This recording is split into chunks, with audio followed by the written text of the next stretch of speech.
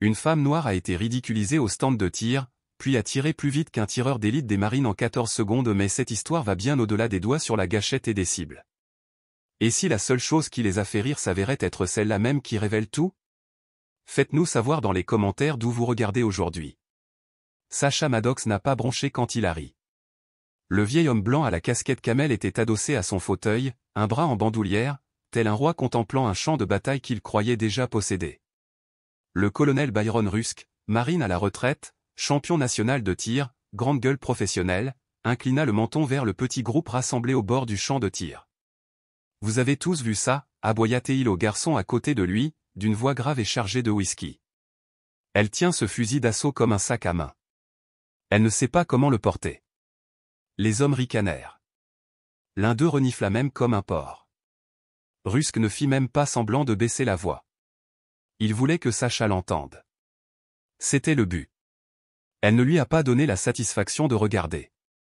Au lieu de cela, Sasha caressa le bord de la table où elle déposait son arme lentement, sûrement, avec des mains qui connaissaient ce rituel comme une prière. On lui avait appris à ne pas se relever lorsqu'on la piquait, à ne pas se balancer juste parce qu'on lui tendait un appât. Cette leçon l'avait maintenu en vie plus d'une fois. Mais malgré tout, la colère se resserrait à la base de son cou comme une bobine prête à se briser. Le doyen Eldridge s'approcha par le côté, un presse-papier à la main, faisant semblant de n'avoir rien entendu. « Tu es prête ?» dit-il sans vraiment la regarder dans les yeux. 5e piste. Tu affrontes Rusk pour la ronde de démonstration. Sasha haussa un sourcil. Je pensais que c'était juste pour le spectacle. C'est vrai, répondit-il en jetant un coup d'œil au colonel, dont le sourire ne s'était pas estompé. Non. Ce n'est pas vrai. Le rire résonna à nouveau. Sasha le sentit dans son dos comme une chaleur. Elle passa la bandoulière de son fusil sur son épaule et se dirigea vers sa voix. Pas de foule, juste quelques instructeurs et membres d'élite du club de tir d'Arcadia Hills. Ils portaient de l'argent dans leurs montres et le dissimulaient sous des vestes Patagonia au pas, le genre d'endroit qu'elle fréquentait habituellement. Mais Sophie, la sœur de Dean, l'avait convaincue. Juste un match sympa du week-end, avait-elle dit. Discret. Des gens sympas, non. Sasha ajusta sa posture. Inspirez. Retenez votre souffle. Expirez lentement. Comme elle l'avait enseigné à ses élèves à Newbridge, dans sa vraie vie. Le colonel Rusk chargea son arme avec un clic théâtral. Ne t'inquiète pas, cria-t-il. Je vais y aller doucement. Dean leva la main entre eux. 3 coups. 10 coups chacun. Vitesse et précision.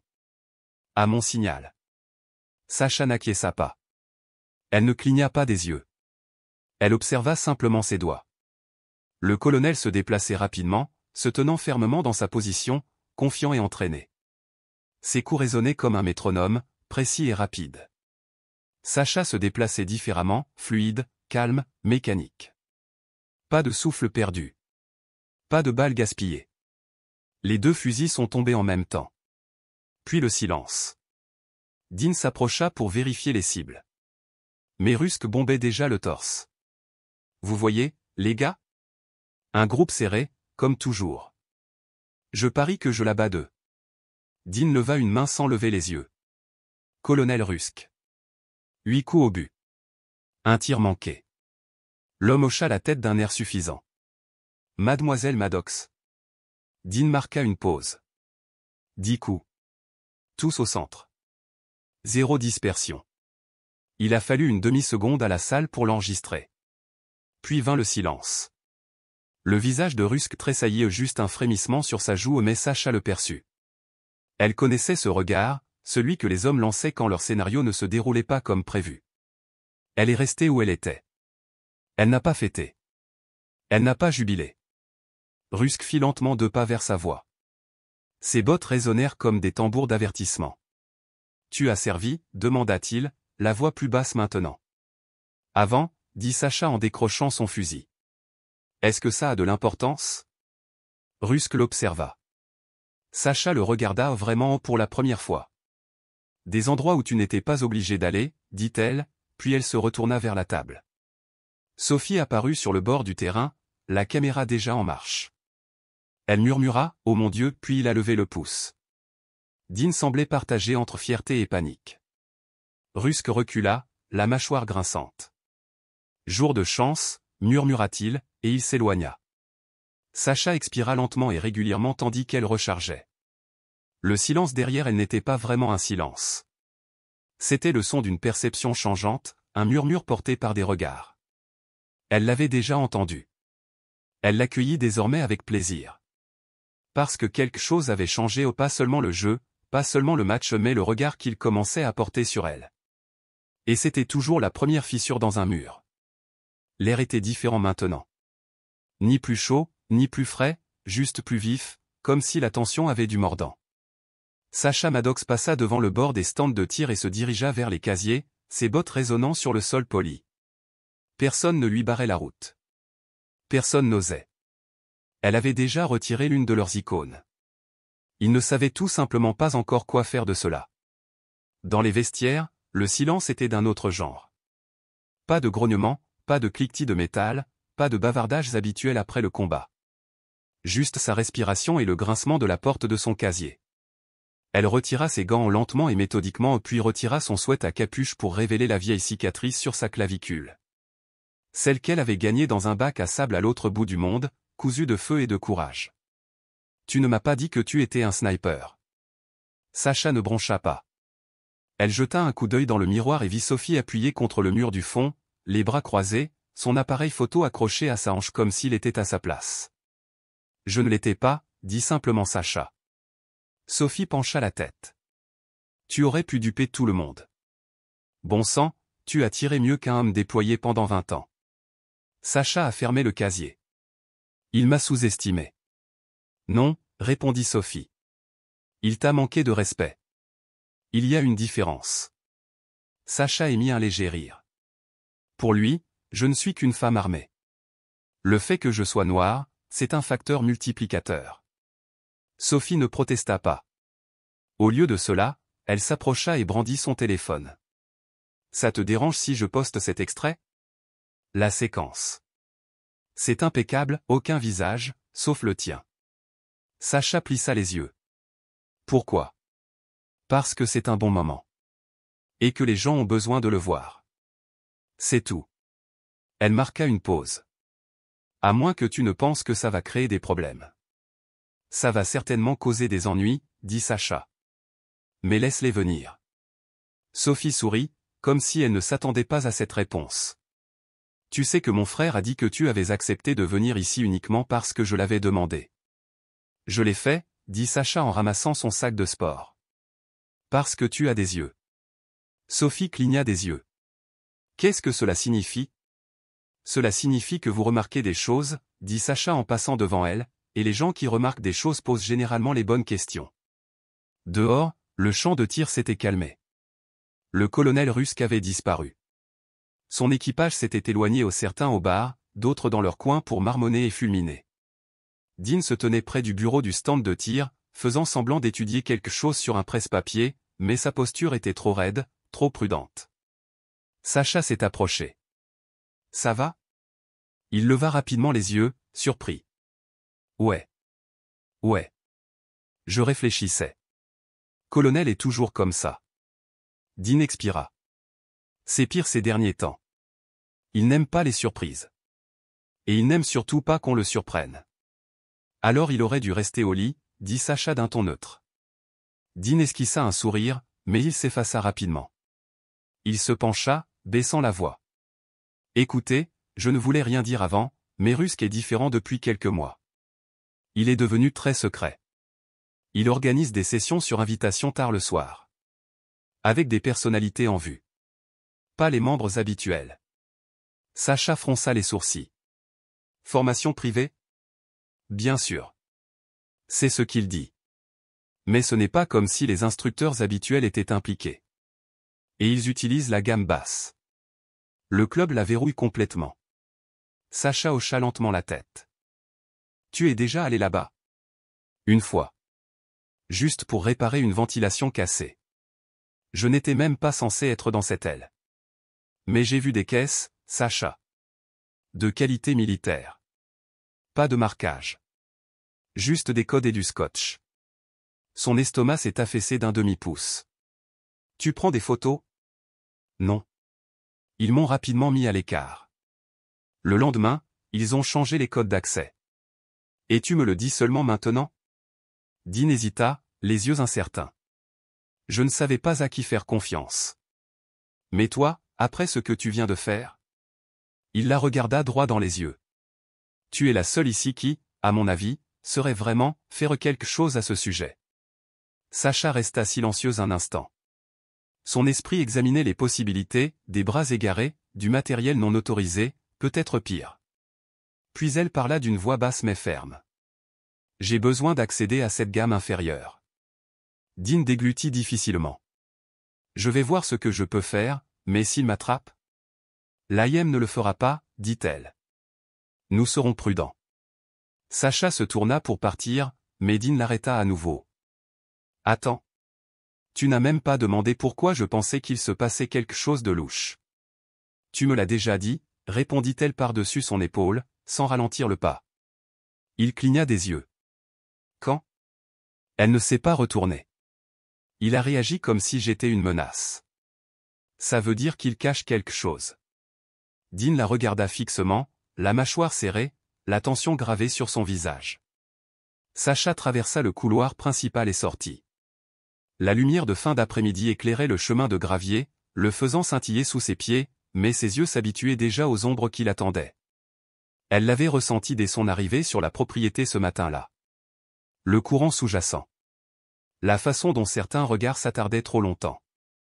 La façon dont la poignée de main du colonel Rusk ressemblait moins à une salutation qu'à un défi. Ce n'était pas seulement un club de tir.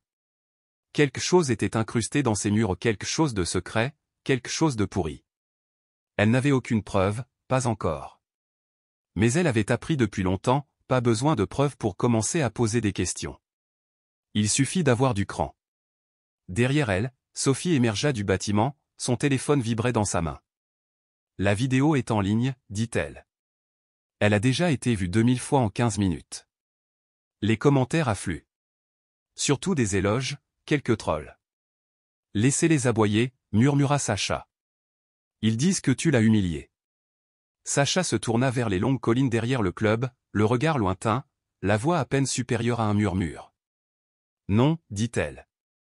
Je l'ai dénoncé. Sophie s'apprêtait à reprendre la parole lorsque son téléphone sonna.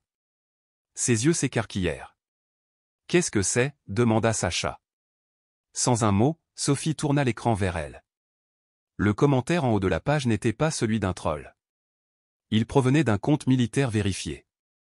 Maddox pensait que tu étais mort. La mâchoire de Sacha se serra. Sophie murmura, qui diable te croit mort? Sacha ne répondit pas. Pas encore. Parce que si quelqu'un de son passé pensait elle a été enterré, cela signifiait qu'ils avaient une raison de vouloir qu'elle le soit restée de cette façon. Et maintenant, il savait que ce n'était pas le cas. Sacha n'a pas dormi. Elle n'a même pas essayé. Au lieu de cela, elle s'est allongée sur le lit du motel, la lumière toujours allumée, regardant les ombres jouer contre le ventilateur de plafond alors qu'il tournait en cercle lent et hypnotique.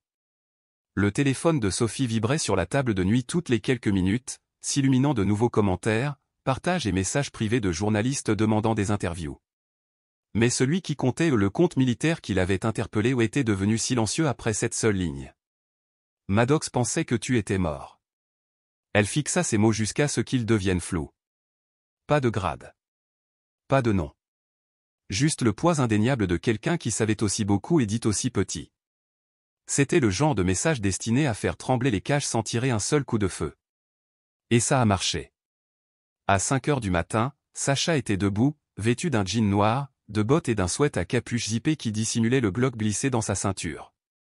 Elle traversa la chambre de motel comme une ombre, ne s'arrêtant qu'une fois pour jeter un coup d'œil à Sophie, recroquevillée sur l'autre lit, son ordinateur portable encore allumé à côté d'elle. Sacha s'est échappé sans la réveiller. Le trajet jusqu'à Arcadia Hills fut court. Les routes étaient désertes, à l'exception de quelques lève-tôt.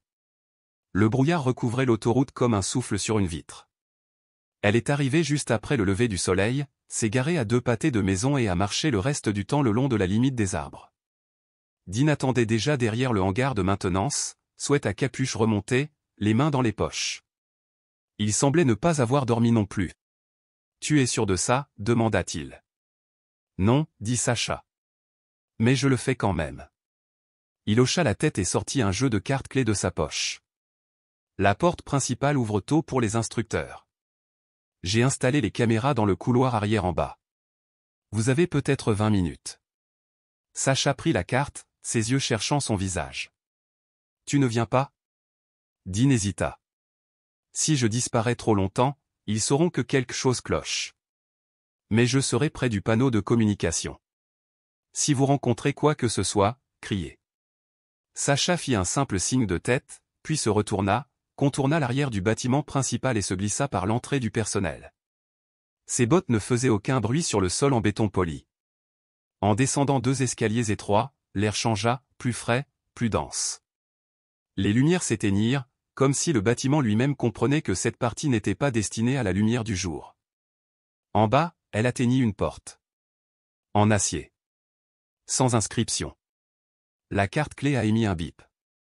La serrure s'est ouverte avec un clic. Le niveau inférieur n'avait rien à voir avec l'installation soignée et climatisée du dessus. C'était un lieu industriel, mur de béton nu, lumière vacillante et une légère odeur d'huile et de cordite. Un endroit conçu pour les choses silencieuses. Les choses dangereuses. Sacha se déplaçait rapidement, balayant les coins, restant bas. C'était calme, comme Dean l'avait dit, jusqu'à ce que ce ne soit plus le cas. Au bout du deuxième couloir, elle trouva la première caisse. À moitié ouverte. Cachée derrière une table pliante garnie de ceintures de munitions et d'optiques de rechange. Les inscriptions étaient pâles, presque effacées, mais elle reconnaissait le format. Elle les avait vues à Kandahar. En Syrie. Dans des endroits qui n'existaient pas officiellement. Code OTAN. Expédition d'opération secrète. Elle a fait sauter le couvercle avec un pied de biche posé à côté. À l'intérieur, des fusils. Il ne s'agissait pas d'un équipement standard. Il s'agissait de modèles personnalisés. M1 modifié, canon en carbone, silencieux, lunettes trop perfectionnées pour être vendues au public.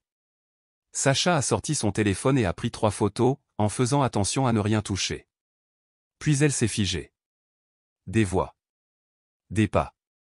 Elle se déplaçait rapidement, se glissant derrière une colonne, se faufilant dans l'ombre. 2 personnages sont entrés. Un homme et une femme. La femme portait un blazer sur un pantalon tactique, ses cheveux roux tirés en arrière. L'homme tenait un presse-papier et parlait avec une assurance qui donnait la chair de poule à Sacha. Le chargement part vendredi, disait-il. Destination indiquée, école de formation en Floride. Personne ne vérifie ces informations. La femme grogna. Tu as intérêt à avoir raison. Je n'ai surtout pas besoin d'une autre fuite comme celle de la Syrie. Le sang de Sacha se glaça. L'homme rit. S'il vous plaît. Personne ne regarde. Tout le monde est trop occupé à éteindre des incendies qu'ils ont allumés eux-mêmes. Ils passèrent devant les caisses et se dirigèrent vers une pièce fermée à clé au fond. Sacha attendit qu'il soit à l'intérieur et que la porte se ferme avec un clic. Puis elle a bougé. Elle se glissa dans le couloir ouvert, chercha des caméras, aucune n'était visible et traversa jusqu'à un petit bureau en verre qui surplombait le champ de tir. Le bureau à l'intérieur était encombré de dossiers. Elle attrapa le plus proche et l'ouvrit. Facture. Sociétés écran. Manifeste de transfert. Un fichier était étiqueté. RIP au protocole Phoenix. Le cœur battant, elle l'ouvrit. À l'intérieur, des listes de noms. Soldats. Opérateurs. Tous marqués comme inactifs ou décédés. Son nom était dessus. Sacha Maddox. Mort au combat. Nord de la Syrie. Opération Phoenix. Elle fixa la page. Le mensonge. Pur. Scellé. Accepté. Il l'avait effacé. Enterré sur papier. Pour que personne ne pose de questions. La porte derrière elle claqua. Elle se retourna, arme au poing. Il leva les mains. Ouah, c'est juste moi. Sacha baissa l'arme, mais son pouls ne ralentit pas. Elle a fourré le dossier dans son sac. Tu as été déclaré mort, dit Dean en regardant le tiroir ouvert. J'étais gênante, répondit-elle. Ce n'est pas pareil. Le visage de Dean se tordit. Ça monte jusqu'en haut, n'est-ce pas? Elle hocha la tête une fois. Nous devons sortir d'ici. Des pas, cette fois depuis la cage d'escalier. Les yeux de Dean s'écarquillèrent. On n'a plus de temps. Sacha attrapa son téléphone, fourra le dossier au fond et sprinta avec lui vers la sortie arrière. Ils se sont glissés dans le tunnel de service au moment même où des voix résonnaient dans le couloir. Il ne s'agit plus seulement de gardes. Des hommes armés, en tenue militaire. Elle se pressa contre la brique froide, son cœur battant dans sa gorge. Dean murmura, « C'est quoi ce protocole Phoenix ?» Sacha ne répondit pas tout de suite. Parce que si elle avait raison, c'était une liste de cibles à éliminer et elle respirait encore. Sacha ne fuyait pas le feu, elle courait vers lui. C'est ce qui l'avait recruté. C'est ce qui avait failli la tuer. Et maintenant, cet instinct, ce feu qui brûlait dans son sang était ce qui pourrait bien lui sauver la vie. Les noms de cette liste hantaient ses pensées tandis qu'ils émergeaient du tunnel de service, juste au moment où les premiers rayons de l'aube traçaient le ciel. La main de Dean tremblait tandis qu'il composait le code d'accès au backlot. Les yeux de Sacha ne quittaient pas l'entrée du bâtiment principal du club. Elle s'attendait à du mouvement, à une poursuite, à des voix, mais rien ne vint. Pas encore. Le portail s'ouvrit en grinçant. Ils montèrent dans sa voiture, rapide et essoufflé. « Où allons-nous » demanda Dean en jetant un coup d'œil en arrière. « Un endroit où on peut faire du bruit » murmura Sacha. « Il est temps qu'on arrête de se cacher. » Sophie ouvrit la porte du motel en peignoir, les yeux embués, se dégageant les cheveux du visage. Sacha n'attendit pas. Elle jeta le dossier du protocole Phoenix sur le lit. « Tu voulais une histoire » dit-elle. Sophie cligna des yeux, puis hocha lentement la tête. « Oh oui » murmura-t-elle. « Je le sais maintenant. » En moins d'une heure, Sophie avait ouvert son ordinateur portable, branché son téléphone pour la vitesse de téléchargement, et l'enregistreur vocal était en marche. Sacha arpentait la pièce comme une tempête, tandis que Dean était assis par terre, le dos contre la commode, comme si tout le poids de tout cela s'était finalement abattu sur lui. « Ils m'ont marqué comme mort » a déclaré Sacha. « Pareil pour le reste de mon unité. Mais nous n'avons pas seulement été effacés des registres, nous avons été réduits au silence. » Ciblés. L'opération Phoenix était une couverture pour enterrer quiconque s'approchait des filières de trafic d'armes qu'ils avaient créées lors de leur déploiement. Mon unité les a retrouvés. Et nous en avons payé le prix. Sophie leva à peine les yeux. Des noms. Donnez-moi des noms. Sacha l'a fait. Le général Albrook. Le colonel Byron Rusk. Plusieurs autres.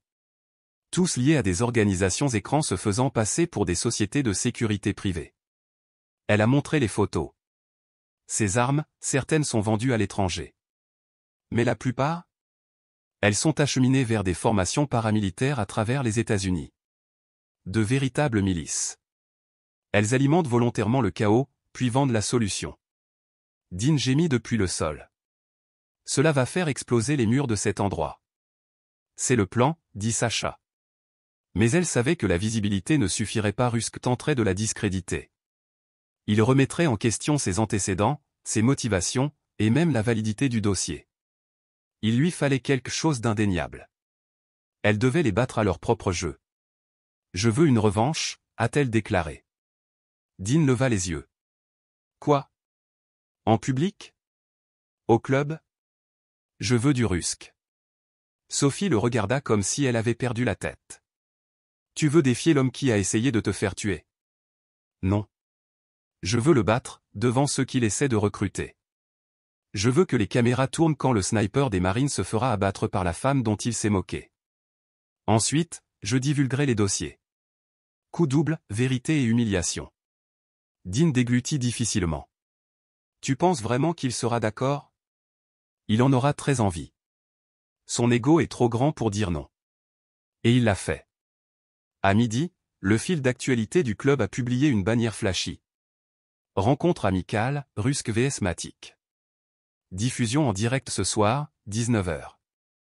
Ils ont appelé cela un match de charité, un noble prétexte déguisé en spectacle, dont tous les bénéfices seraient promis aux organisations d'anciens combattants, un geste de bonne volonté en surface, mais en dessous, la tension couvait, électrique et inexprimée.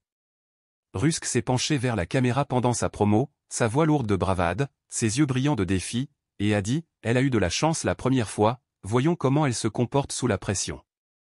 Sacha ne répondit pas avec des mots. Elle laissa les images de sa dernière victoire parler pour elle, silencieuses mais tonitruantes, inoubliables dans leur impact. À 18h45, la foule avait grossi, se déversant sur le parking et se déplaçant dans la salle, membres de la presse, civils, soldats à la retraite, militants, tous attirés par ce moment comme des papillons de nuit par la flamme. Dean lui murmura que le parking était plein, bondé à craquer, un essaim d'anticipation. À l'intérieur, l'air crépitait d'une chaleur croissante, la tension s'épanouissant comme un feu de forêt dans chaque couloir. Sacha se tenait seul dans l'allée, vêtu d'un équipement tactique noir, sans un signe pour la marquer, sans signe d'allégeance, seulement son immobilité, sa concentration, son feu contenu. Rusk est arrivé en retard, son entrée délibérée, marchant lentement comme un artiste entrant dans sa scène. Il tenait un fusil personnalisé, élégant et dangereux, et arborait un sourire suffisant et entendu, mais Sacha voyait plus, elle voyait la crispation de sa mâchoire, la tension sous la peau. Il savait. Dean a pris le principal et l'a appelé avec autorité. 10 coups, tour chronométré, meilleur groupe cette fois, vote en direct. Rusk se moqua, sa voix dégoulinant de mépris. Je n'ai pas besoin d'un vote, j'ai besoin d'un chronomètre. Sacha ne répondit pas, mais son regard se déplaça derrière lui, vif et constant. Sophie était là en arrière-plan, téléphone à la main, diffusant en direct, son badge de presse se balançant autour de son cou comme un avertissement. Dean a donné le signal. Rusk tira le premier, rapide et féroce, le rythme du combat vivant dans sa forme, agressif, bruyant, le genre de précision né d'années de guerre, d'années de réputation bâtie sur les traînées de balles. Mais Sacha a agi différemment. Pas plus rapide, pas plus fort, mais plus intelligent. Avec un souffle mesuré, un cœur stable, des mains comme des instruments de vérité, elle a appuyé sur la détente non seulement pour tirer mais pour parler, pour raconter une histoire à chaque tir, pour graver son message dans l'air, dans le temps. Et quand son coup de feu final retentit, le silence tomba comme un rideau. Dean marcha vers les cibles sans un mot. Il n'avait pas besoin de parler, car les moniteurs l'avaient déjà fait. Rusk 8 coups de poing, dont un hors du ring. Sacha 10 coups, tous centrés, nets, précis. Comme avant. La foule a éclaté, le silence brisé par une vague de crainte et de justification. Mais Sacha ne souriait pas encore. Elle s'avança sans broncher, leva la main et attrapa le microphone que Sophie lui tendait depuis la fosse de presse. Ce n'était pas juste un jeu, dit-elle, sa voix tranchant le bruit comme une lame. C'était un avertissement. Puis, d'un geste délibéré, elle sortit un dossier de son sac à dos et le tint haut pour que tout le monde le voie. C'est le protocole Phoenix, une liste noire déguisée en mission. Mon équipe a été marquée ou tuée ou enterrée sur le papier, j'étais censé disparaître, mais je suis toujours là. Des halètements se répercutèrent comme des répliques dans la pièce. Sans hésitation, Sacha jeta le dossier sur la table, ses pages se dispersant comme des cendres. Le colonel Rusk a contribué à la création de ce programme, avec d'autres, des noms que vous connaissez, des noms auxquels vous faites confiance. J'en ai la preuve, et il est déjà diffusé sur tous les grands médias. Rusk bougea alors, soudainement, dans un élan désespéré. Mais il n'est pas allé bien loin. 3 agents de sécurité sont intervenus, rapidement et de manière coordonnée. Puis 2 agents fédéraux en civil ont surgi de la foule, intervenant, silencieux mais indéniables. Sophie les avait appelés. Elle avait envoyé l'histoire à l'avance, filigranée, horodatée, scellée par la vérité. Au moment où les menottes ont cliqué, le sourire suffisant de Rusk s'était dissous en quelque chose de creux, quelque chose de vaincu. Dean se tenait maintenant derrière Sacha, abasourdi, les yeux écarquillés, la bouche ouverte d'incrédulité. Sacha a baissé le micro. Et pour la première fois depuis que son unité a été perdue, elle a souri. Le lendemain matin, l'histoire a explosé sur Internet. Le général Albrook a démissionné avant le déjeuner, des enquêtes ont été lancées comme une traînée de poudre dans tous les couloirs du commandement, des comptes ont été gelés, des dossiers saisis. Le protocole Phoenix a été décortiqué en direct aux informations du matin, les présentateurs étant stupéfaits par l'ampleur de la trahison. Le nom de Sacha a inondé les gros titres, une vague de reconnaissance, de justice, de justification. Mais elle n'a donné aucune interview. Elle n'en avait pas besoin. La vérité, finalement, était suffisante. Un mois plus tard, dans un gymnase calme de Newbridge, Sacha se tenait devant une petite classe de 20 étudiants, leurs mains agrippant des pistolets airsoft, leurs yeux écarquillés, la regardant comme si elle était à la fois un mythe, une légende et une protectrice. Un enfant, nerveux mais sérieux, leva la main. Mademoiselle Sacha, et si quelqu'un nous sous-estime? Elle s'agenouilla à côté de lui, son sourire doux mais constant, et dit, laissez-les faire. Puis elle se redressa de toute sa hauteur, la voix ferme et claire. Et quand ils le font, vous visez droit au centre.